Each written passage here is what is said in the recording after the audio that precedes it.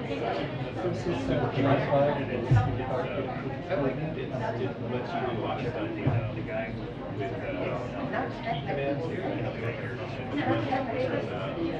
it's one of the few that the first thing about this is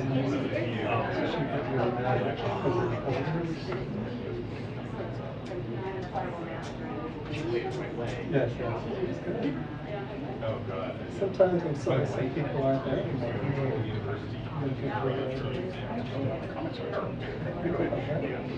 Like Microsoft version.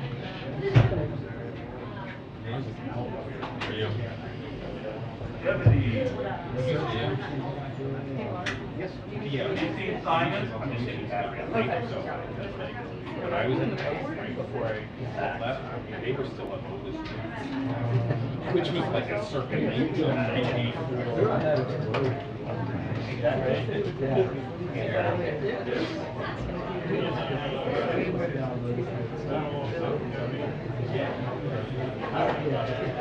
It was so cool.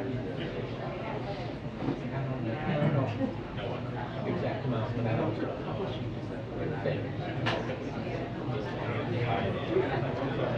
for some reason.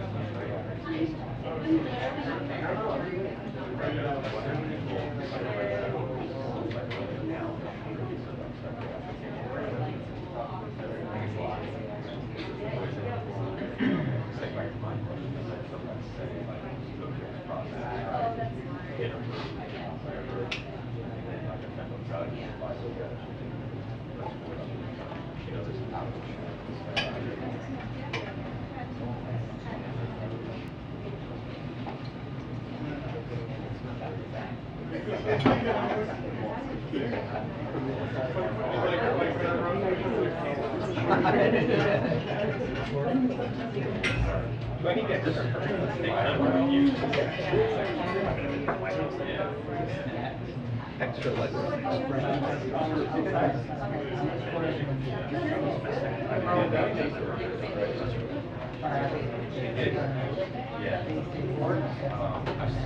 See you later.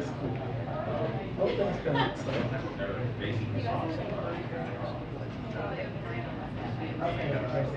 Don't get excited. It means nothing. Yeah, right. But I'm saying, I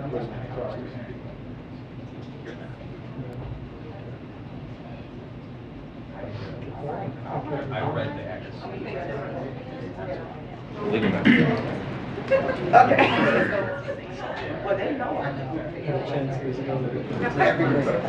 I'm okay, I won't leave.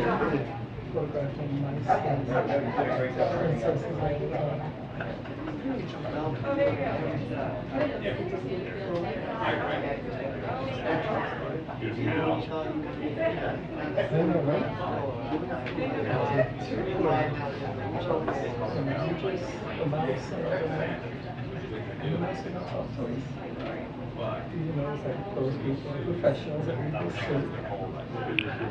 2 minutes to press briefing. 2 minutes to press briefing. Thank you. Like where we're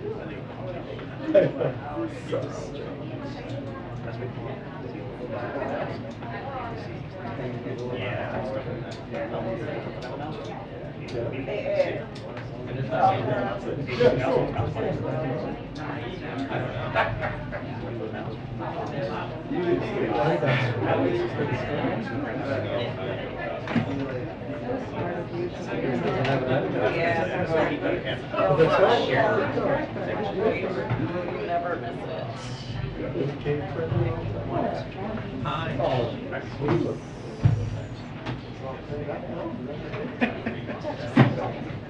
We all do.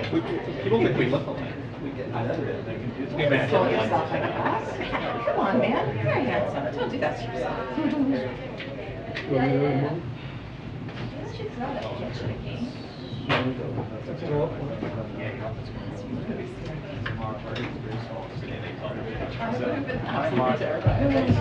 Did you make it? A lot different than high school. Yeah, I did. Okay. I would definitely have to play. They called me 49 cents. Thank you. Thank you.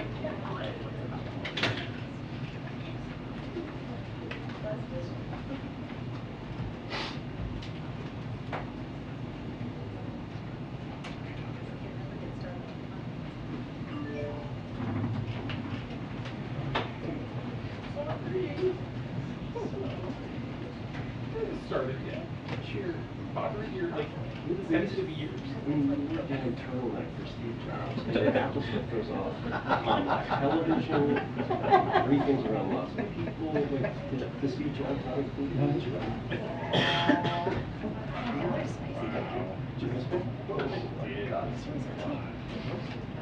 Happy my daughter's wake you out. Although, to be fair, she really can't distinguish between you and Jason Howard.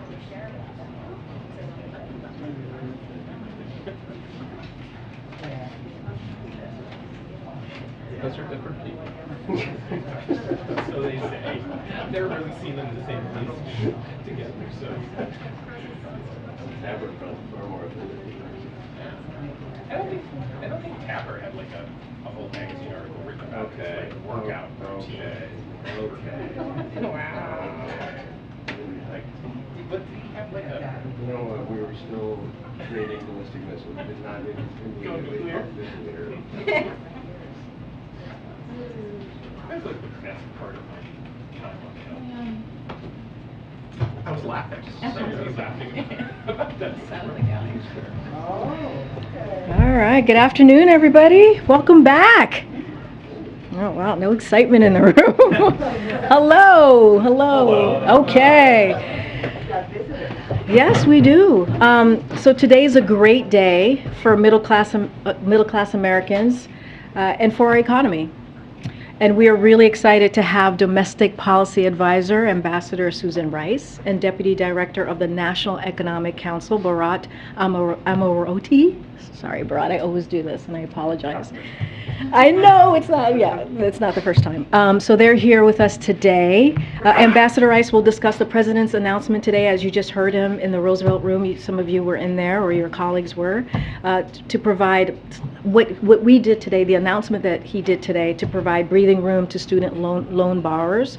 And then she and Bharat will take some questions. They have about 15 minutes, so just giving you a heads up, they do have to leave to go to another meeting. With that, I will give it to Ambassador Rice to take it over. Thank you, Karine. Good afternoon, everyone. Good afternoon. As you heard from President Biden a few minutes ago, the administration is taking a number of important steps to provide student loan borrowers with relief and improve the student loan system in ways that will help low and middle income students both now and in the future. This comprehensive plan does not just deliver on the President's campaign commitment to provide student debt relief. It exceeds that promise, including by making changes that will benefit students for years to come. First, the administration is extending the current pause on student loan repayments one final time until December 31st of this year. Second, the Department of Education is providing up to $20,000 in debt cancellation to Pell Grant recipients with loans held by the Department of Education, and $10,000 in debt cancellation to non-Pell Grant recipients.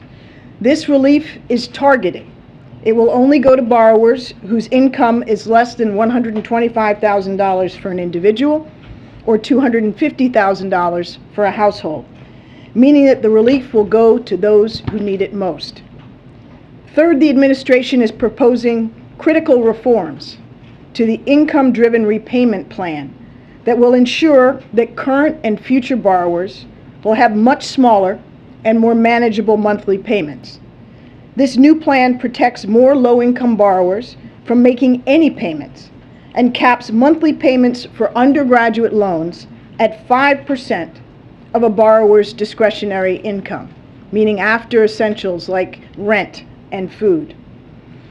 That is half the rate that people currently pay today. And borrowers making roughly the equivalent of $15, the minimum wage, where that applies, won't have to make any payments at all under this plan. These changes will reduce the average annual student loan repayment by $1,000 a year.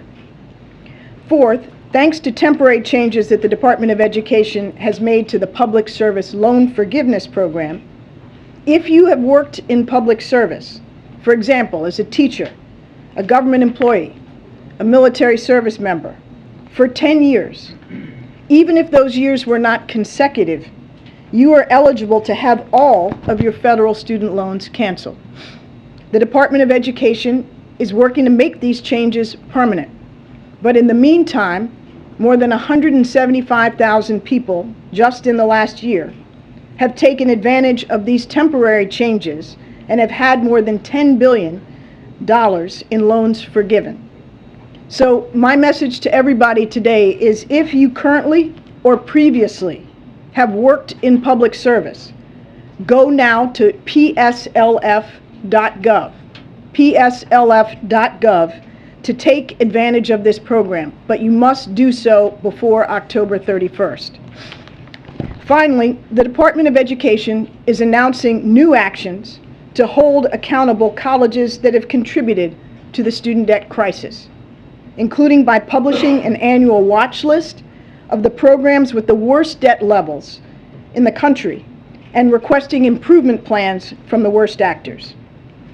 These actions build on steps the President has already taken to reduce the need to borrow, including by signing the largest increase to the maximum Pell Grant in over a decade and providing nearly $40 billion to colleges and universities through the American Rescue Plan, much of which was used for emergency student financial aid. The President will continue fighting to double the maximum Pell Grant and to make community colleges universally free. This is, as I said, a comprehensive plan that will provide meaningful relief to millions of Americans, both now and in the future.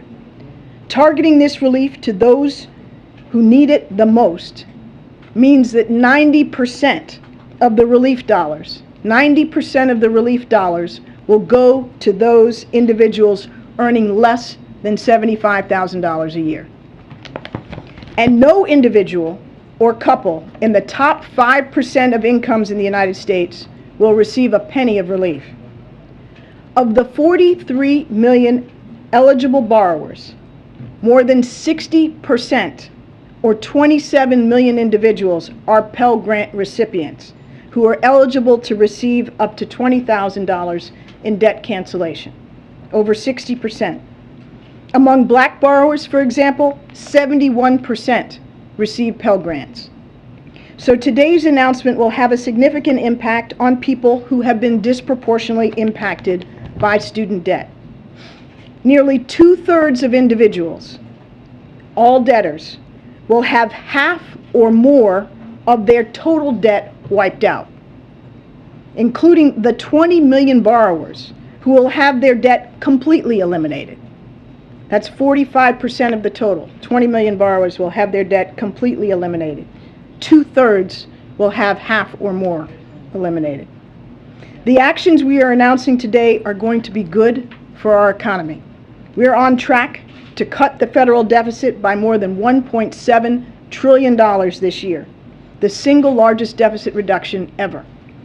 And numerous experts affirm that restarting paused loan repayments at around the same time as we provide targeted debt relief will not have any meaningful effect on inflation. Finally, this action will ease the financial burden on millions of Americans and provide them with greater economic security to buy a house, start a family, open a business, or save for retirement. And that is good for all Americans. The President has always promised that he will build an economy from the bottom up and the middle out. Today's announcement is just one more step we're taking to make that a reality. Thank you. Right now. Come on. All right, so we have about 15 minutes, as I just stated. April, go ahead. Ambassador Rice, I have 3 questions, if you will. One, what made the president move off of that $10,000 he was so adamant on to $20,000 as Chuck Schumer and the rest on Capitol Hill, Elizabeth Warren, Ayanna Pressley were calling for $50,000.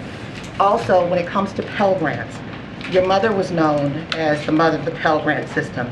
President Biden just said himself that 80% of the monies helped students, and now that money's is dropped down to 30% when it comes to Pell Grant. Are you doing anything to bolster the Pell Grant system as you're trying to relieve this student loan debt? And lastly, Whoa. Why don't we take them one at a time, okay? All right, first of all, let's talk about the Pell Grant. Pell Grant is 50 years old this year. When the Pell Grant was established, it covered 80% of the cost of a 4-year public institution. Today, it's now 30%. That's because costs of college have gone up and the relative size of the Pell Grant has gone down. The President has been very clear from the campaign forward that he aims to double the maximum size of the Pell Grant to around $13,000 from its current level around $6,500. He has in his budget requests asked for incremental increases to get to that doubling, and his FY23 budget request does that as well. In the FY22 appropriation enacted, $400 was added to the maximum size of the Pell Grant, which, as I said in my remarks, is the largest increase in a decade. With respect to the President's posture on this, he's been clear from the campaign that he was prepared to relieve up to $10,000 in broad-based cancellation. He has listened and consulted and studied as in partnership with the Department of Education, which obviously has the lead on this, as to what is the best approach. And after all of that consultation, the Secretary of Education made the determination that the best way to benefit those who need it most, consistent with the President's campaign proposal, but actually more advantageous for those in the lower income part of the spectrum, those who have been most harmed, would be to have the $20,000 of relief for those who are Pell Grant recipients below the income threshold, in addition to $10,000 for those also below the income threshold who are not Pell Grant recipients. And then my last question. Friday there is a meeting, we understand, with the President and civil rights leaders on all-encompassing to include this. Could you talk about that meeting by any chance? No, I can't preview a meeting that hasn't So it is happened. though. Okay, I can't confirm that. Okay, that's Cecilia. Madam Ambassador, I have a couple of questions for you. One, I want to get your general response to this overwhelming chorus of critics, Republicans right now, who say this is unfair, that there are people who decided to not go to college because they couldn't pay for it. There are people who decided to join the armed forces in lieu of going to college because they couldn't pay for it. And this leaves them behind. Is there inaccuracy in any of that? Yes, there is an accuracy, but there's also a double standard. And this is a debate we are happy to have. First of all, Republicans didn't complain when certain small businesses during the pandemic got extraordinary financial relief and without having to pay back those loans. But when some businesses needed it and other businesses didn't need it. This is the same principle. We have a country where we all benefit where the middle and working class are doing well. This relief will be targeted to those who need it most. As I said, 90% of those who will benefit earn less than $75,000 a year. So this is not a giveaway to rich people. This is not any of the things that Republican critics have charged. Yes, those who have paid their loans back deserve to be credited. That's fantastic. That's to their credit. But that doesn't mean that those who are, for whatever reason, unable to pay back their loans, like, 1/3 of people have debt and no college degree. That doesn't mean that because some were able to do so, nobody should help those who weren't. By that logic, we wouldn't help anybody in this country. How much will this cost? How much will Americans have to pay on this price tag overall? Well, that remains to be determined, and it will be a function of what percentage of eligible borrowers actually take up this opportunity. $300 billion? We'll see when they take up the opportunity. We'll be able to give you a much better sense but are of those that. numbers ballpark at this point? I think it depends on the numbers. Like, unfortunately, and we're here to encourage as many people to take it up as possible. If 43 million borrowers take it up, that'll be different than if 50% of those 43 million take it up. If it is 43 million, if I could just follow on, if the full number of eligible borrowers do take advantage of the program, what would the cost be? I can't give you that off the top of my head. Wait. Sorry. I thought you were running this. Yeah, I know. She slipped in on me. You're right, Ambassador. Go ahead in the back. Go ahead. Yes, thank you. Can you talk about sort of the timeline here from sort of when this now becomes available to borrowers and sort of how long they may have, and I guess the sort of, because I know the president talked about you have to apply for this. This isn't going to be automatic, right? So I mean, people may not even know necessarily if they're eligible, right? Okay, so this is a great question. Thank you for asking. First of all, anybody can go today to studentaid.gov and provide their email address, and they will be notified when the website is available for people to fill out a very simple, short form attesting to their income and become eligible. Having said that as well, down the road, it is likely that as many as 8 million Americans are automatically eligible because the Department of Education already has their income information because they filled out a financial aid form, for example. So we estimate that there'll be some 20% roughly who will get automatic relief because they qualify, and we know they qualify and can verify that. Then subsequently over the coming weeks, but in advance of the pause expiring one final time, there will be the capacity for people to go to a Department of Education website and do the quick short form attestation and become eligible. Go ahead, Mike. Thank you. Just a couple of quick technical questions. Can you talk a little bit about the legal authority on which this program is based?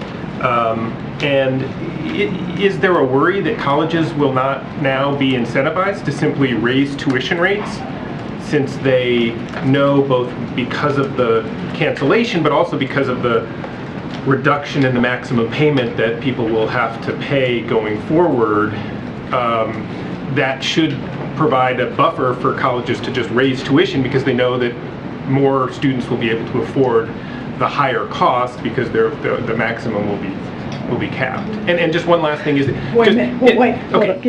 Do me. See, now you've already made me forget the first one. The first one was the legal authority. Okay. Congress gave the Secretary of Education and the HEROES Act the authority to do this. And I'll refer you to the Department of Education and their general counsel for the details.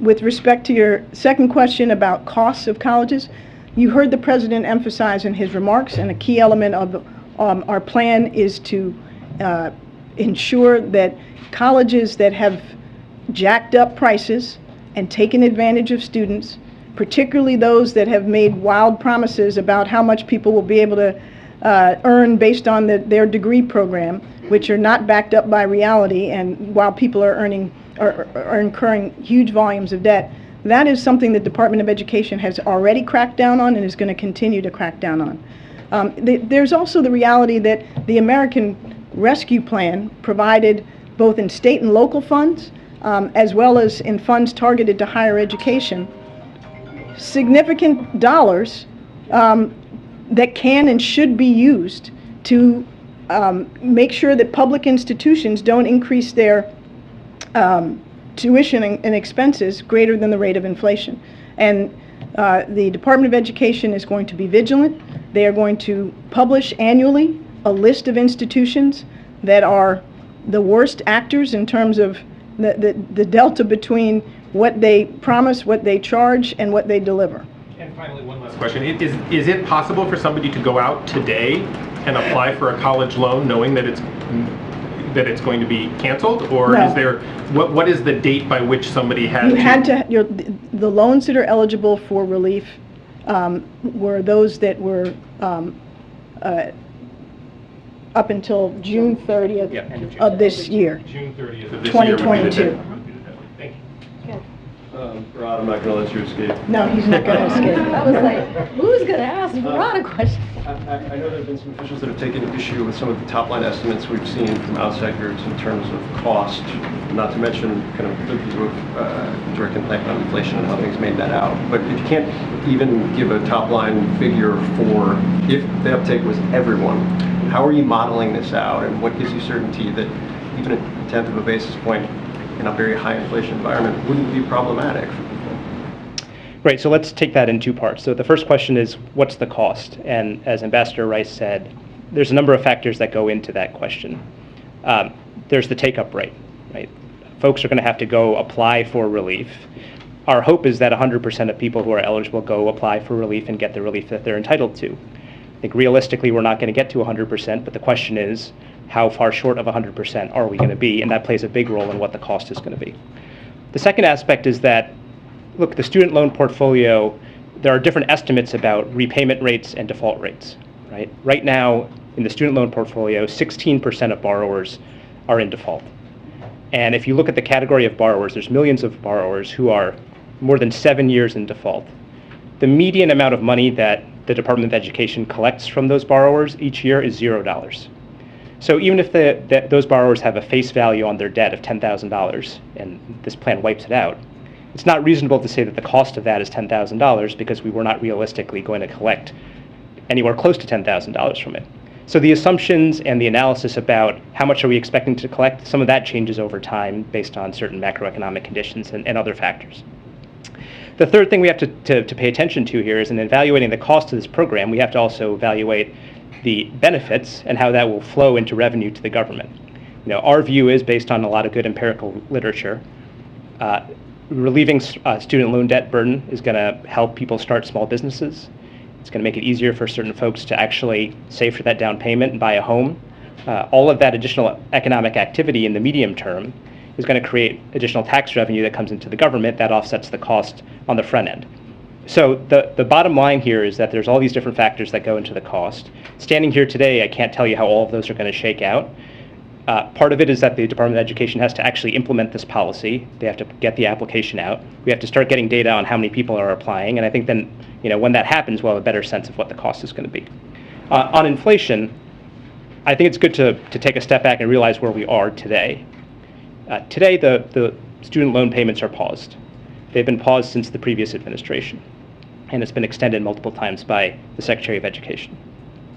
Because of the pause, you have 45 million borrowers who are not required to make a single dollar in payments right now.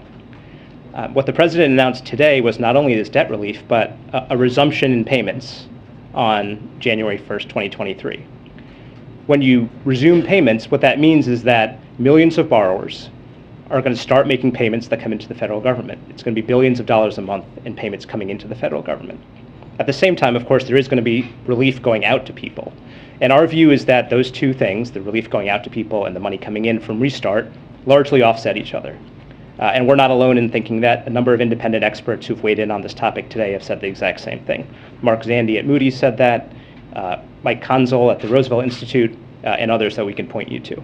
So our view is that These two will largely offset one another, and in fact, according to some independent experts, it could actually be deflationary given all the money that's coming in after payments resume. Can I just really quickly though, how are you modeling assumptions about repayment with the same macro effects in terms of whether or not people are going to be prepared to repay, whether they're going to be repaying immediately when it actually happens? Like, how can you make that assumption if you can't make assumptions about even the uptake of the program? Well, I can tell you, in the pre-pandemic, pre-pause era, each month the Department of Education would collect about $6 billion worth of payments from borrowers. During the pause, believe it or not, a number of people are actually making payments voluntarily. And so we're actually collecting about $2 billion in payments. So that delta between what we would normally collect and what we're collecting now is about $4 billion a month. When we restart, the assumption would be that we would, roughly speaking, these are estimates, start collecting that $4 billion again, with a bit of a discount, because obviously certain borrowers are going to get relief, including some borrowers who are going to have their loans completely wiped out. But the main thing we have to understand here is that today we are collecting $2 billion a month in voluntary payments, and after the restart happens, we are going to be collecting something significantly above $2 billion a month from borrowers. And if you think about that at a very basic level, that's why there's that deflationary impact from the restart. A couple more. Just to follow up on the legal authority, I know you said that we should check with the Department of Education, but in terms of at least the way the administration has talked about it, you've touted the economy and how it's doing much better under the president's management of the pandemic. So how does that align with then using legal authority citing a pandemic emergency? Yeah. I used to be a lawyer, but I'm not a lawyer anymore, so I don't want to venture out onto getting deep into the legal authority here. And I would refer you to the Department of Justice Office of Legal Counsel and also to the Department of Education Office of General Counsel. But I will make the point that there is a concern that when payments resume in January, that's going to lead to an increase in financial distress among borrowers. And so, for example, if you look at, there's a small subset of borrowers for particular reasons who are not subject to the payment pause. So they've been having to make their payments throughout the pandemic. And what you've seen is that those borrowers are in more financial distress. They've been having a harder time making payments on other debts that they owe and so on. So the concern is that when you restart payments, are a subset of borrowers going to end up defaulting on their loans, or are they going to go into delinquency? And so part of what the legal authority is being used to do here in a targeted way is to make sure that those borrowers who are at highest risk of distress after the restart happens, those are the people who are going to get the relief, because the legal authority gives the secretary the ability to make sure that the pandemic and the emergency does not cause a net financial harm to those folks. Okay, two more in the back, and then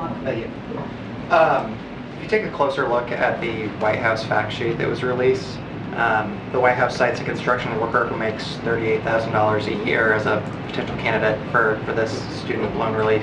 You also cite a $77,000 a year earning nurse, and that sounds great, but I'm wondering, why did you structure this policy in a way that would provide up to $40,000 in debt for a married couple making up to $249,000? I mean, why include folks who have gone to post-grad, law school or business school? Is that really bottom up, middle out?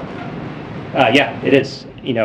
As we've made clear, nobody in the top 5% of incomes is going to get a single dollar under this proposal. And actually, we have very good data showing that folks even making in that range that we talked about, near the top of the income cutoff, are much more likely to be experiencing distress after repayment starts. There's good data on it. And look, again, as Ambassador Rice said, we welcome having this debate. If you look at this chart, you can see that 87% of the dollars overall are going to people making under $75,000 a year. And $0% are going to anybody making over $125,000 in individual income.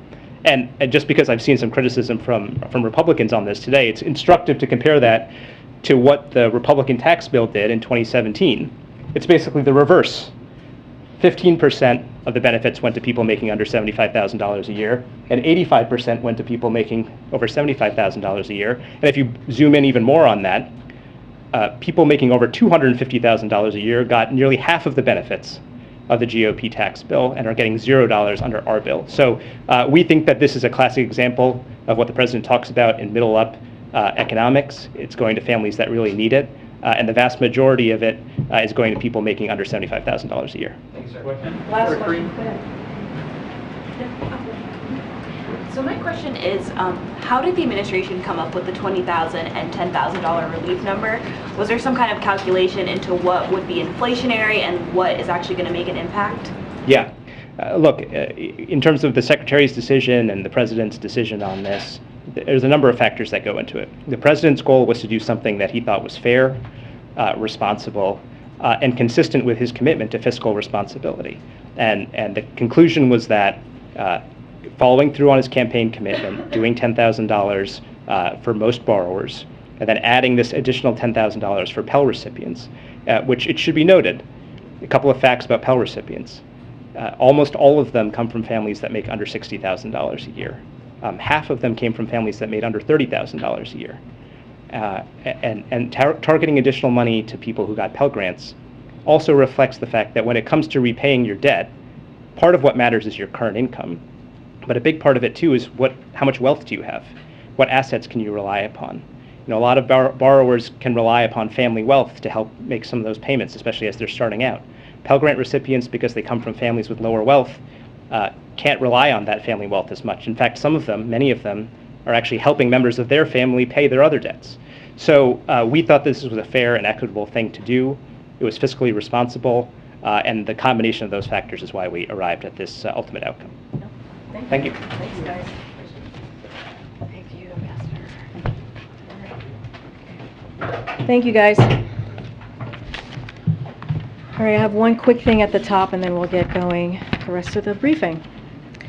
So the last time I stood before you, all here, on August 9th, average national gas prices were $4.03. Today, the average national prices are $3.88.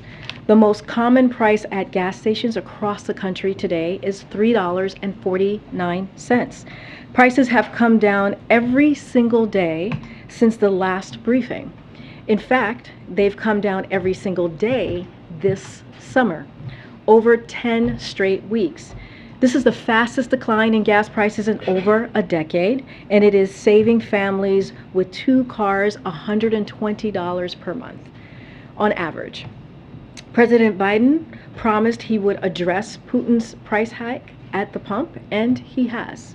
He is releasing 1 million barrels of oil a day with the Strategic Petroleum Reserve. He brought together international partners to release an unprecedented amount of oil. And under President Biden's leadership, U.S. oil production is up and on track to reach a record high. The president will continue to call on domestic and international oil producers and refiners to increase output so that prices can continue to come down. With that, go ahead, Owen. Thank you. I just wanted to follow up on something that came up in Kirby's gaggle this morning. He said that he knew of no damage assessment within the NSC going underway regarding the documents that were found in the FBI search at Mar-a-Lago. And I guess my question is, why? From my understanding, there is an intelligence directive that calls for there to be a damage assessment to be conducted when there's an actual or suspected breach of classified information.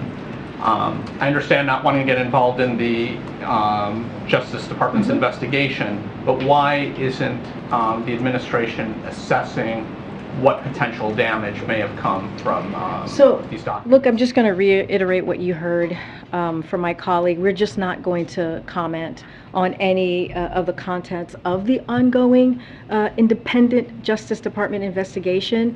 Again, and you have heard this from me, you've heard this from others. When it comes to that, we would refer you to the Department of Justice on that. I'm respectfully, I would just, I'm not asking you to comment on the Justice Department's investigation.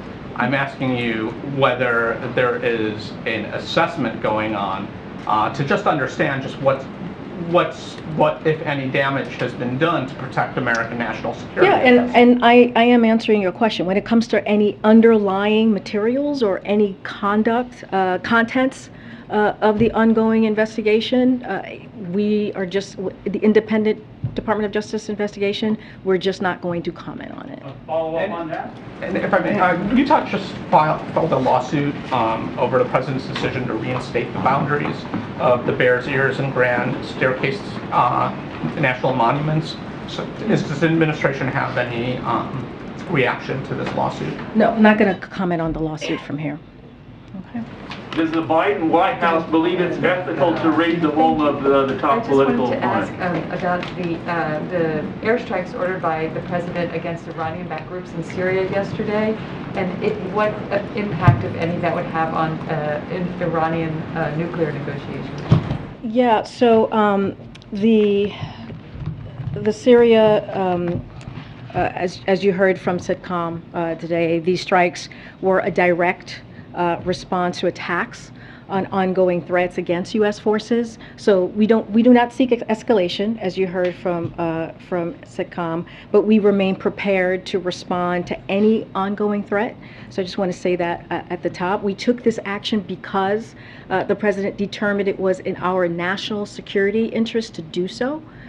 He will continue to closely monitor the situation with his national security team. So that is something that we're going to continue to do. As it relates to the JCPOA, to your question, the president has said this, that his pledge to prevent Iran from acquiring a nuclear weapon, he wants to prevent that. That has been his pledge from the beginning. A nuclear-armed Iran would serve as an even greater threat to U.S. forces, friends, and allies in the region. The president will use whatever means are necessary to prevent Iran from acquiring a nuclear weapon. The preferred course, of course, you've heard us say this from this podium many times, you've heard us say this, the president say this, is diplomacy.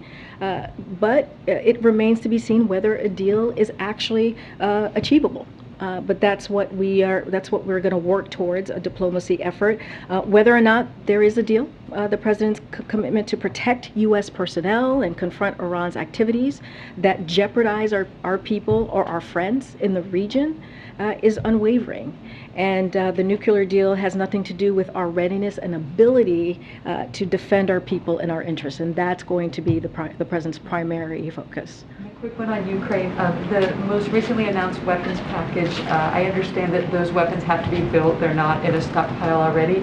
What is the range, therefore, in kind of estimated time they could actually be delivered to Ukraine? No, it's a great question. I think what you saw us announce, the $3 billion for folks who are not tracking, which a new package, which is the largest one at once trench that we've announced from this administration. Have announced approximately $13.6 billion, just to give a little bit of context there, of security assistance for Ukraine since the beginning of this administration back in January of 2021, an unprecedented amount that is roughly 3 times what Ukraine's annual military budget is.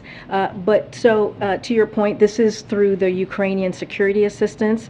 This announcement represents the beginning of a contracting process through which DoD will acquire additional capabilities to provide to Ukraine's armed forces. This is different than the presidential drawdown authorities that you've heard us announce. So it means that some of this acquiring Ukraine will take some time, to your point. I don't have a specific timeline for this. I would refer you to the Department of Defense. But this announcement is part of our efforts to ensure Ukraine's military can continue to defend its people and also defend its freedom and defend its right to be a sovereign country.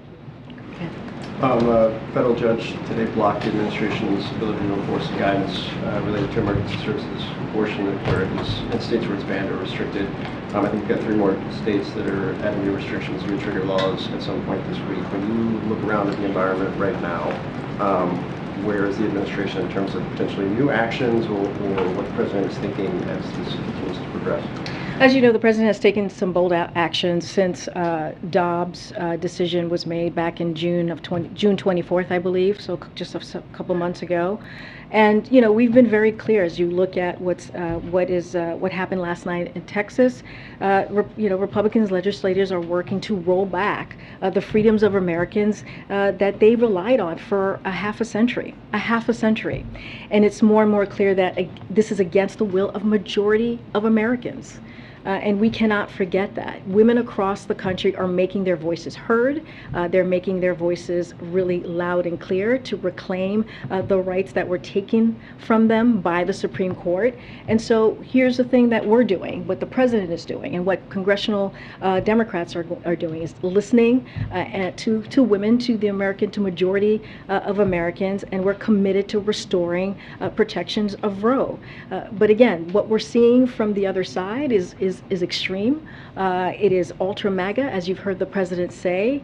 It's including banning abortion in cases of rape, incest, and the health of the mother. That is what is happening here when you look at these pieces of legislation just across the country. And as I mentioned last night, Texas District Court affirmed that medical providers can deny life-saving and health-preserving care for women even if they are suffering from hemorrhaging or life-threatening hypertension.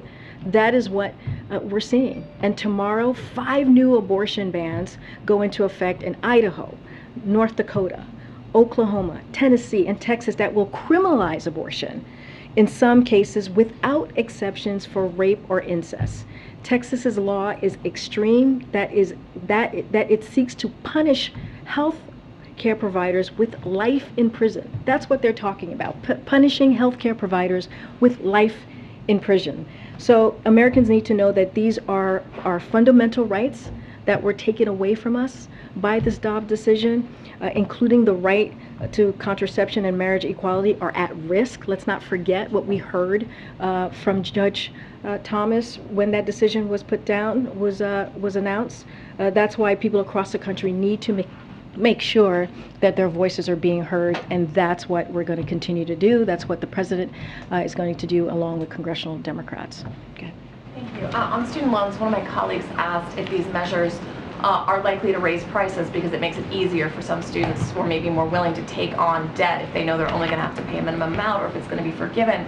And Ambassador Rice said that's something the Department of Education is going to be on the lookout for. So I'm wondering if that's a tacit acknowledgement that yes, these policies could cause tuition rates to rise in the near future even further than they already have. Look, this is something that Ambassador Rice talked about, as you just stated. She was asked this question a couple of times, and she said, we have to see, right? We have to see. This is something that the Department of Education is going to look into, in particular with when you talk about colleges potentially raising prices. That's something that the Department of Education is looking at and is going to crack down on. But it seems like it's something you're preparing for, right? Well, I mean, look, this is something that the Department of Education is aware of. This is something that we're monitoring, but it doesn't take away from what this means, from what the president announced today. This is going to help people making less than $125,000. That matters. This is going to help 90% of what the president announced, of this package that the president announced, is going to help Americans, middle-class Americans who are making less than $75,000 a year. This is giving those Americans a little bit of breathing room. Let's not forget what has happened the last couple of years. If you think about the pandemic, if you think about how people are still recovering from the pandemic, we're trying to make sure that people still have a little bit of breathing room, especially as the pause is going to be lifted, as the president announced, as you heard from the ambassador at the end of this year. So we want to make sure, again, that we are focused on the middle class, that we are focused on the economy, helping folks from the bottom up and the middle out. This has been part of the president's economic policy. If you look just across the board, the American Rescue Plan, if you look at the bipartisan infrastructure law, if you look at what we've done these past several weeks with Democrats in Congress, the Inflation Reduction Act, all of this is part of making sure that we don't leave people behind, people who have been left behind for generations. So that's our focus. In the thought process, tackle what you can address now And if that causes college to be more expensive in the future, that's something you'll address later. if you Look, wanna this is, again, this is something that the Department of Education is going to be zero focused on, laser focused on, and make sure that, we crack down on those particular issues, that particular issue that you just brought up. But again, this is a big deal, what's happening. This is a big deal for so many Americans who go into debt because they're not able because they have to pay these loans. And so this, again, will give them a little bit more of a breathing room, which is something that you hear from the president every time he talks about the economy and what his focus is on. On that note, though, I guess what prevents the cycle of debt from continuing, right? Because there will be students, no doubt, this coming year who are going to take on more loans. And I guess I'm still confused as to how the cycle of debt is really broken. I mean, when you think about, and this was in our fact sheets, which I think is really important to state, is how much relief this will provide to 43 million borrowers, including canceling full remaining balance for roughly 20 million borrowers. Like, that matters. That matters to borrowers and their family. Who are in high school right now going in, it's sort of like no solutions for that. Well, look, I think what you're talking about, the future, is that what you're talking about? You're talking about, okay. Okay, well, here's the thing. There are things, the President plan also provides relief to future borrowers and current borrowers by cutting monthly payments for undergraduate loans in half. Like, that is part of the plan. Yes, we talk about 10,000. Payment, not the principal, and that's what we're getting at, is it's actually making it easier for people to take on more debt. And there's nothing in this program that stops schools for, I mean, just anecdotally, my school raised tuition from the time I was a freshman to the time I was a senior. My scholarship didn't go with it, so that meant I had to take out private loans to cover that. And again, that is something that the Department of Education is closely looking at. That is what that is what the ambassador was saying, right? This is something, when it comes to schools doing that, that is something that the Department of Education is going to crack down on. So again, we'll refer you to them. That is clearly something that we are monitoring and is important as well. Make a very good point. It is not lost on us. Again, Department of Education, I'm just going to repeat what the ambassador said, is looking into that. They're monitoring that. They're going to crack down on that and have a plan to do that. And so that is in their wheelhouse to deal with that particular issue. One more question, which is, I do know that there have been concerns that the plan could be struck down in courts in some ways. This is even something that the Southwest Democratic think tank Third Way came out saying. And my question is for you all, what preparation is there into thinking people will apply for this program and they could be stuck in some legal limbo? Well, look, and Ambassador Rice talked about this, that this is what the legal authority that we took is pretty much consistent with the HEROES Act, right, which is what she talked about, which authorizes the Secretary of Education to take certain actions. He believes they are necessary to ensure borrowers not placed in a worse position financially due to a national emergency like the COVID-19 pandemic. So that is the act, that is the legal authority that was given to the Secretary of Education to do this. We are confident in that legal authority, and any other further specific questions on that, I would refer you to Department of Education. I haven't called on you, and then I'll come back to the thing. I just wanted to return real quick on the potential damage assessment related to the documents, and ask you, I mean, it sounds like you're not commenting, period. I mean, is that right, or are you? I'm trying to figure out, like, if there's a possibility that there is an assessment going on, you're just not willing to say it, or is there no assessment going on? So I cannot comment on it at all. All I can say is, at this time, when it comes to these underlying materials, when it comes to the contents of the ongoing investigation, this is something that it is an independent investigation that the Department of Justice is doing, and I would refer you to them. But it would seem logical that the administration, for national security reasons, would want to assess whether that something was breached, separate from an investigation into whether that was... No, I mean, I get your question. I hear it. I get your question. Amr just asked the same question. I think there might have been a follow-up after that. We just are not going to comment on the contents of this ongoing independent investigation that the Department of Justice is doing. We're not going to comment on the underlying materials at this time. We're just not going to do that. Follow up to that? Just another quick question. Tomorrow, Ukraine is Independence Day. John Kirby said earlier that President Biden will be calling President Zelensky. Is there anything else that the administration is doing? Obviously, this comes right after the $3 billion in aid that you outlined, but I don't know if there's anything else that the administration is doing tomorrow. Well, the $3 billion of assistance that we announced, which is the largest one-time assistance that we've provided, I think shows our commitment, our long-term. This is a long-term commitment to Ukraine to continue to fight for their freedom and bravely, as they have been doing for the past 6 months. As you heard from my colleague, yes, the president's going to have a conversation with President Zelensky, which he's had multiple conversations with him in the past several months. There's been an open line of communication with not just the President Zelensky, but also his team in the government. And we'll likely have a readout, and we'll share more of that conversation. But the president wanted to make sure he touched base with President Zelensky directly, and that's what's going to happen tomorrow. Go ahead. Yeah, I'll come to that. But go ahead, and then I'll come to you. My colleagues have made the point, and actually Democratic Congressman Chris Pappas issued a statement to the effect that this plan regarding college debt doesn't address the underlying cost of college. So kind of honing in on a question that my colleagues have asked, is the president ready to do more when it comes to addressing the underlying and ever-increasing cost of college? Is he willing to work with Congress? Is this something he's going to address more in the future? Well, he's talked about that in the past, right? He's talked about what he wants to make sure that we lower cost, right, of college for students. Look, since 1980, the total cost of both four-year public and four-year private college has nearly tripled, even after accounting for inflation. Federal support has not kept up. Pell Grants once covered nearly 80% of the cost of a four-year public college degree for students from working families, but now only covered a third.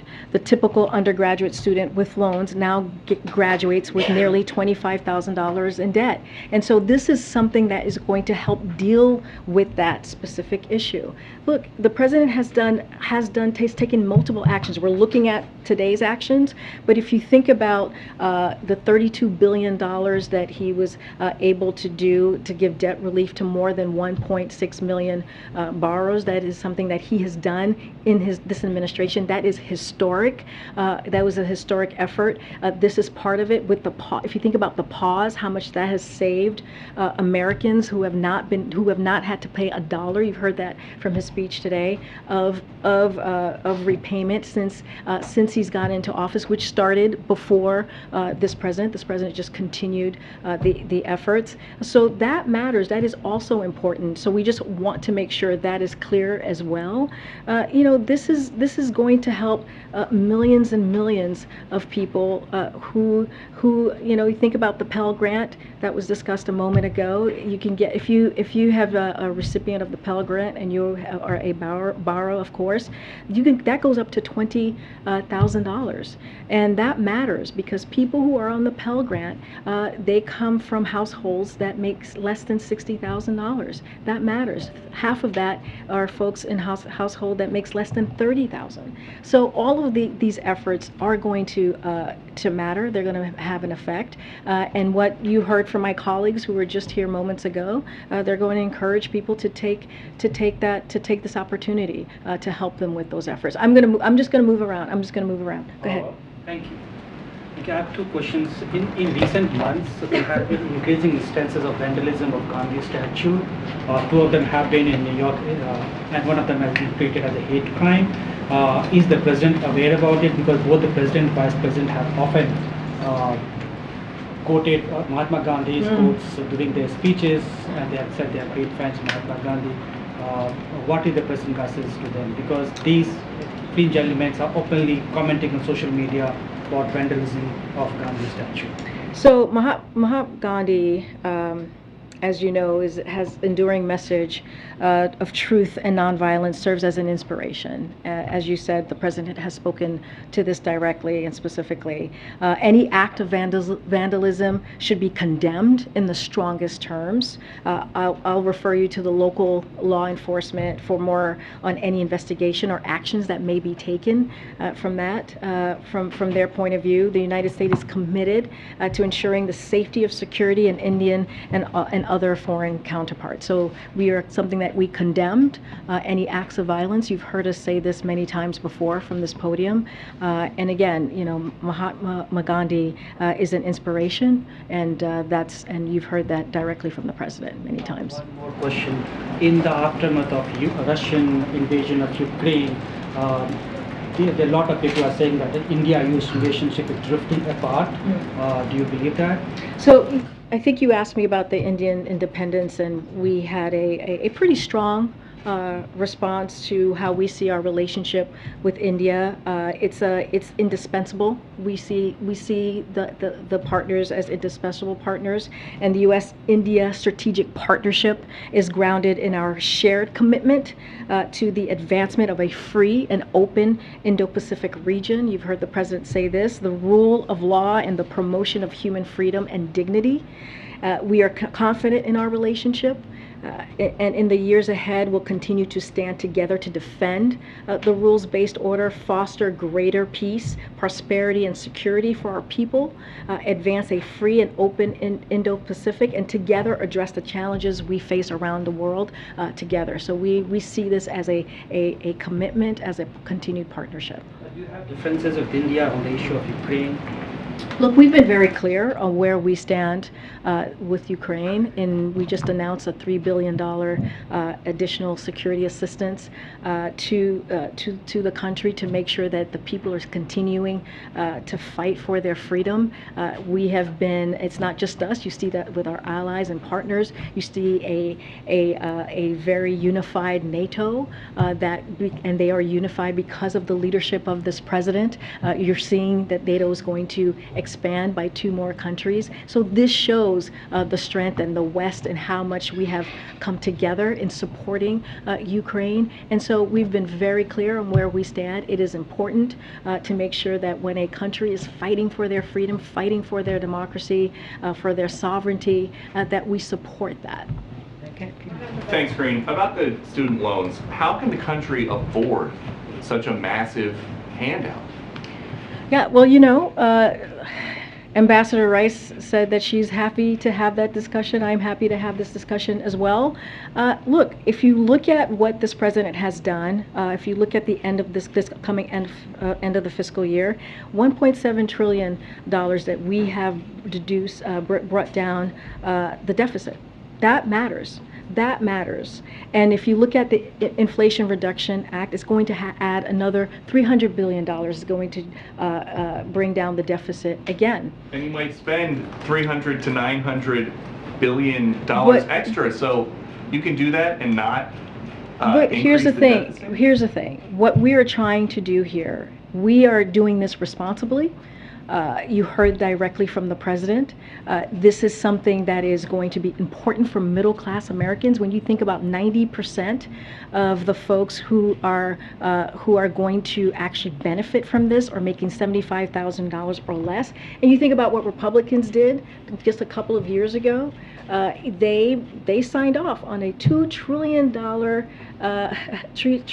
tax cut for the wealthy, and did not provide any way to pay for that. And that, again, here's what we have done. Here's You're talking a lot about how much it might cost, it might not cost. Who is paying for this? What we are saying is the work that this administration has done, the work that the Democrats in Congress has done, is actually there, and you see that the 1.7 trillion deficit deduction that you see is going to benefit us in being able to do something for the middle class, to do something for the middle class. This is about doing something for people who make less than $125,000, $1.7 trillion. That's what we've been able to do. But when you forgive debt, you're not just disappearing debt. So who is paying for this? And then I'll give you the second part. We lifted the pause, right? We're going to lift the pause at the end of this year, which is going to matter, right? Which is going to offset a lot of what we're doing as well. When you think about the $4 billion that's going to go back into as revenue back into this process of folks paying right their college tuition, that matters as well. So we are doing this in a smart way. We're doing this in a way that's going to be effective.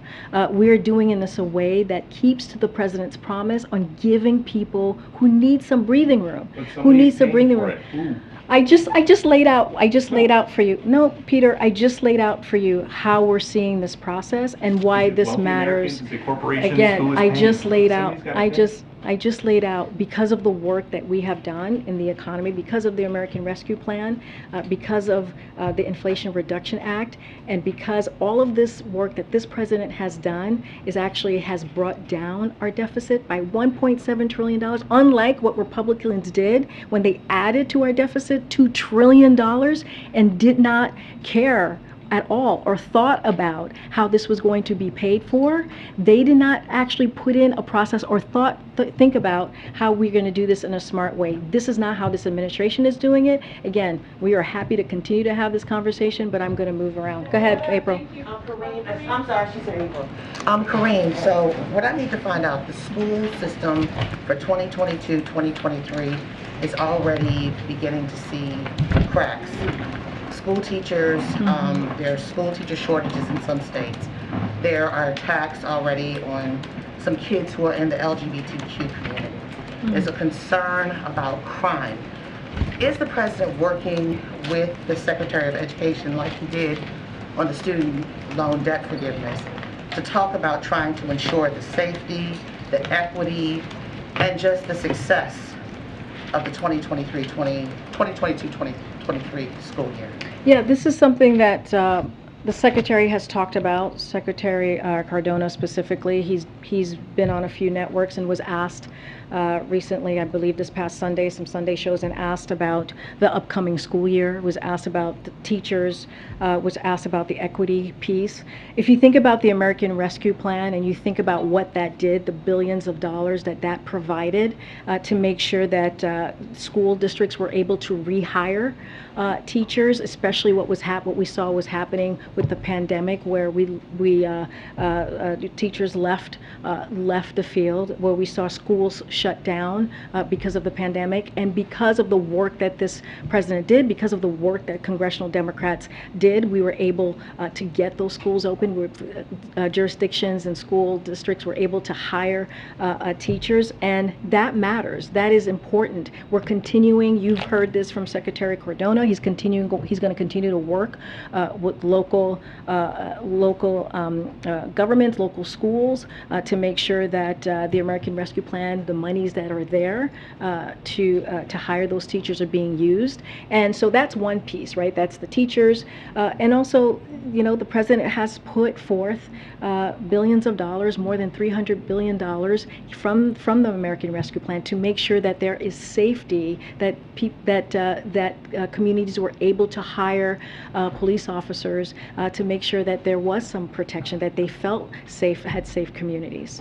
So what about the piece, the attack on students who are in the LGBTQ community, from telling them they can't come to school or not feeding them school lunches? Is that a rights issue as well? So first of all, we condemn that. You know this president. You know how this president feels about inequities. How he's been very clear about making sure that we protect young people, especially in the LGBTQ community. We have spoken out about that many times. This is something that Secretary Cardona is working with local schools, and he has talked about as well. So this is clearly an issue that we're monitoring. We'll continue to monitor, and we will continue to condemn those types of practices or behavior. I'm going to just go around to people I haven't called on yet. Go ahead, Dan. Hi, Karine. I have two questions. The state of California is scheduled tomorrow to say that you can't buy new gasoline cars starting in 2035. So what is the White House's reaction to that? Do you guys support that? Say that one more The time. state of California said after 2035, they're not going to let you buy new gasoline cars. That news is breaking tomorrow. Okay, so I have not seen that report, so I need to actually take a look, talk to our team, so we can provide you a more, a clear, a clear response. So I don't want to get ahead of what the team might say on that. What do you say to Jason Furman? He was the chairman of the Council of Economic Advisors during the Obama White House, and he tweeted today.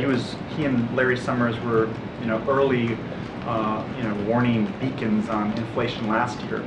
He tweeted, pouring roughly $500 billion of gasoline on the inflationary fire that is already burning is reckless.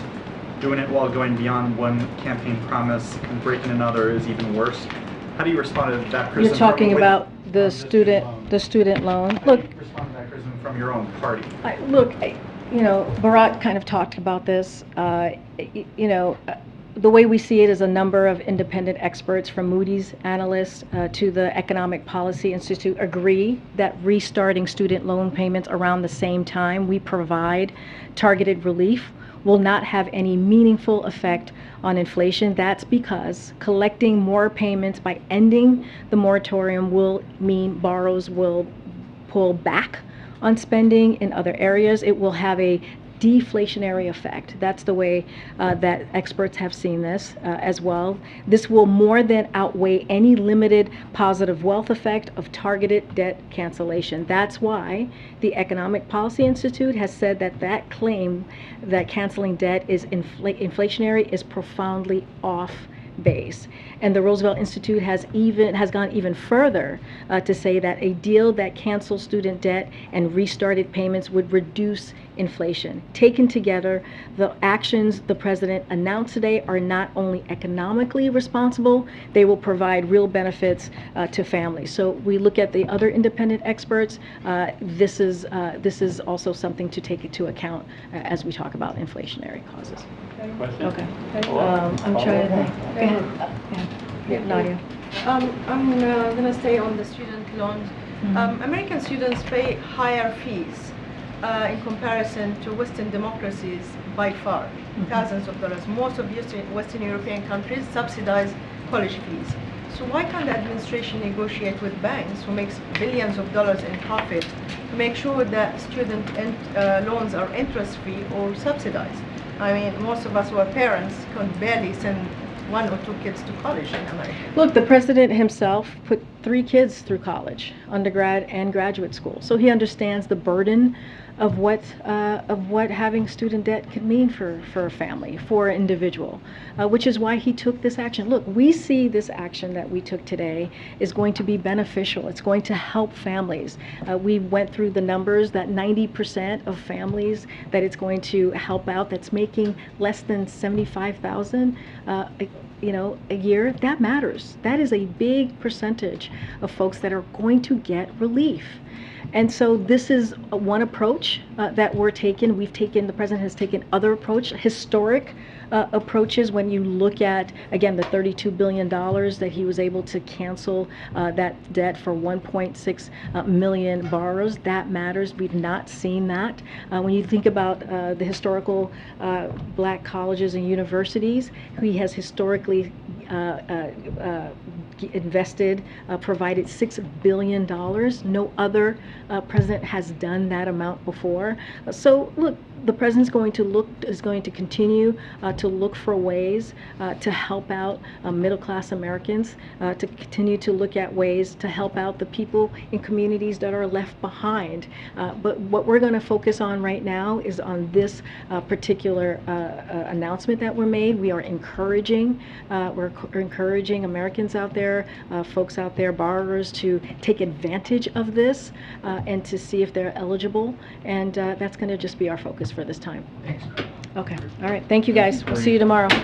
Does the White House believe it's ethical to raid the home of their top political opponent? Mine is.